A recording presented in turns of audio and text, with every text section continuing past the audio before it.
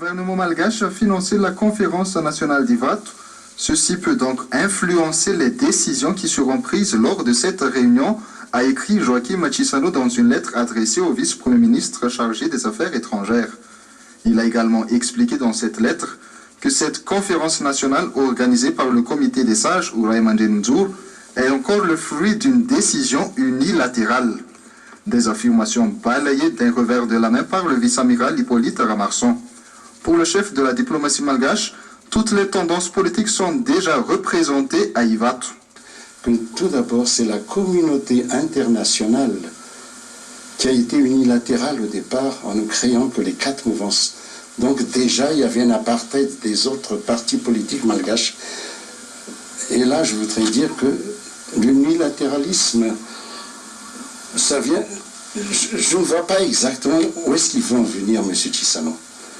Deuxièmement, concernant le consensualisme, consensualité, dites ce que vous voulez, je me pose bien la question parce que à la conférence d'Ivat, il y a des gens très pro-Ratilog, il y a des gens très pro-Zafi, il y a des gens très pro-Ravalman.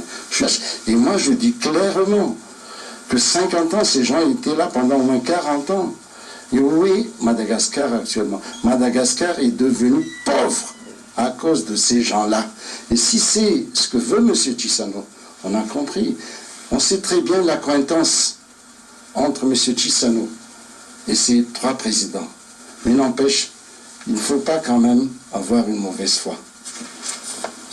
Mais concernant la CNOSC, dans sa lettre, M. Chissano lui-même, il dit pour la CNOSC, il faut qu'elle ait des formations appropriées.